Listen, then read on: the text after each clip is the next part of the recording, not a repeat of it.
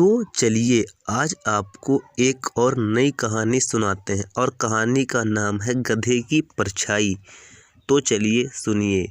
गर्मियों के दिन थे। तेज धूप में एक यात्री को एक गांव से दूसरे गांव जाना था। दोनों गांव के बीच एक निर्जन मैदान था। यात्री ने किराए पर एक गधा ले लिया था। गधा आलसी था। वह चलते चलते बार बार रुक जाता था, इसलिए गधे का मालिक उसके पीछे पीछे चल रहा था। जब गधा रुकता तो वह उसे डंडा मारता। गधा फिर आगे चलने लगता। चलते चलते दोपहर हो गई। आराम करने के लिए वे रास्ते में रुक गए। वहाँ आसपास कोई छाया नहीं थी, इसलिए यात्री गधे की परछाई में बैठ गया। गर्मी के कारण गधे का मालिक भी बहुत थक गया था।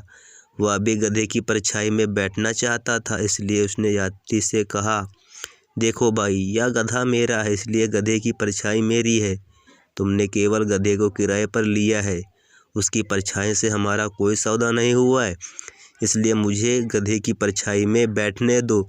यात्री ने कहा, मैंने पूरे दिन के लिए गधे को किराए पर ले लिया है, इसलिए पूरे दिन की परछाई का उपयोग करने का भी मेरा ही अधिकार है।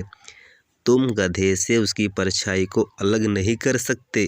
दोनों आदमी आपस में झगड़ने लगे।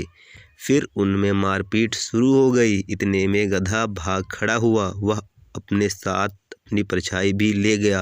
इसीलिए कहते हैं हमें कभी भी छोटी छोटी बातों पर लड़ना झगड़ना नहीं चाहिए।